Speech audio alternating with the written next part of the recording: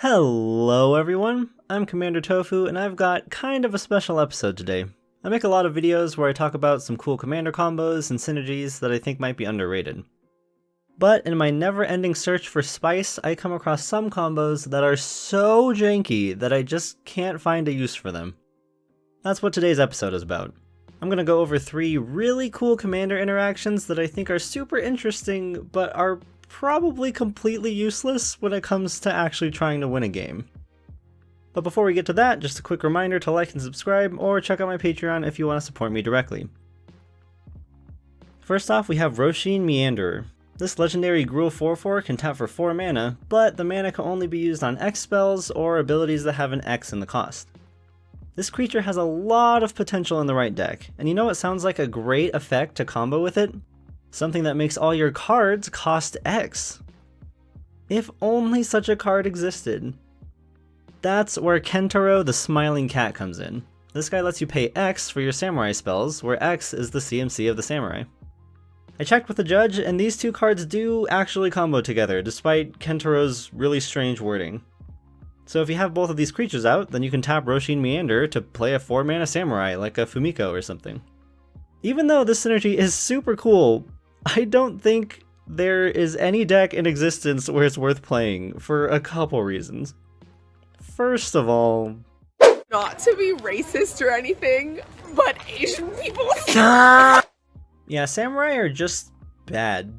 The new Kamigawa set made the tribe a lot better than it used to be, but they're still just pretty bad as an overall tribe and don't have that many tribal synergies.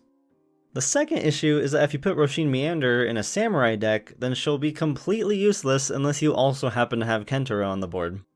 And if you just have Kentaro out, then he doesn't really help that much either, unless you also have Roshin.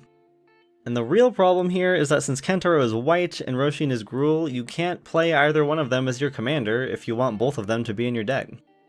The only way playing both of these cards would be good would be if you had an X-Spell Samurai Tribal deck that was at least Naya colors, and that's just not a thing that exists. There are 0 Samurai that have X in their cost, and the only card that supports X spells and Samurai Tribal is a Ganjo Uprising, and that card is straight garbage. So while this interaction is super cool, I just don't think it'll ever find a home in a real commander deck. Next up, we actually have one of the new cards from New Capenna. Luxior Gyada's Gift is a 1-mana equipment that gives the equipped creature +1/+1 for every counter on it, and you can equip it to planeswalkers to do cool stuff. But all we care about for this combo is that Luxior makes the permanent that it's equipped to into a creature. Instead of using this sword to do cool planeswalker combos as was intended, we're going to use this sword for something way funner: land destruction. If you equip Luxior to one of your opponent's lands, then that land will turn into a creature. Assuming that land doesn't have any counters on it, it'll be a 0/0 creature by default and just die as a state-based action. This combo is kind of insane, and it would be super good if it weren't for one small issue. It is almost impossible to equip an equipment to one of your opponent's lands. There's 2 reasons for this. 1, it's really hard to equip stuff to your opponent's things. And 2, you aren't allowed to equip things to non-creature permanents. The only exception to this rule I could find is actually the Equip Planeswalker ability on Luxior, which specifically says you can equip it to a Planeswalker. I mean, I guess this makes sense. It would be pretty tough to get a land to pick up a sword. Firmly grasp it in your hand. Firmly grasp it. Now, all of that being said, it is still possible to kill your opponent's lands with Luxior. The easiest way I found to do it is like this. Step 1, you play a Genju card on one of your opponent's lands. There are 5 different Genju auras that each enchant a different type of basic land, and also a 5-color one that can enchant any land. We'll use Genju of the Fields for our example. So you play Genju of the Fields on one of your opponent's lands. Then you play Luxior and you play Arden. Arden lets you attach stuff to other stuff. You use the Genju's ability to turn your opponent's planes into a 2/5 creature, and then you use Arden to attach your Luxior to their planes. Now, your opponent's planes won't die yet because it'll still be a 2/5 from the Genju's ability, but that ability only lasts until the end of the turn. So at the end of your turn, their planes will stop being a 2/5 creature, but it will still be a creature because Luxior says it's a creature. And so, by default, that means it'll be a 0/0 creature and the land will die. This combo is really cool, and I really wanted to find a good way to make it work, but it's just too janky. Now you might be thinking, hold up, Arden says you can attach equipment to target permanent, so can't you just target their planes and put the sword on it?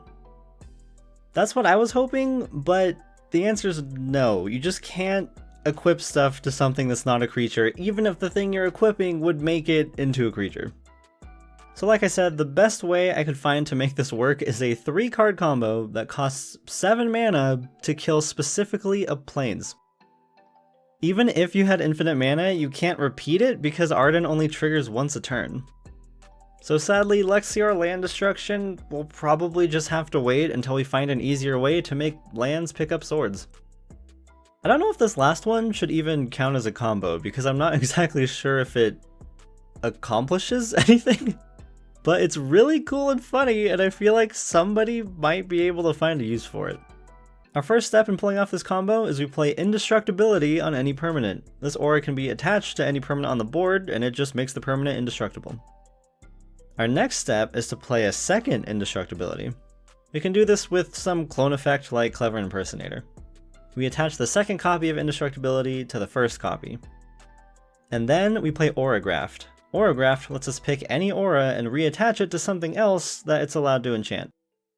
We use the Auragraft to make the first copy of Indestructibility enchant the second copy. And yes, this is something you're allowed to do because both auras are still enchanting something. We're left with 2 copies of Indestructibility that are enchanting each other. Whoa! This is worthless. It's less than worthless, my boy. Yeah, I'm not really sure what the point of this is exactly, but whatever it is, it's indestructible, so that's pretty cool. I feel like there has to be some kind of application for this interaction, I just have no idea what it is. I should also mention that there are other cards that reattach auras, like Glamour Spinners and Simic Guildmage, so there is a little bit of redundancy for this combo. And you can use other auras instead of Indestructibility, but there are very few auras that can enchant another aura.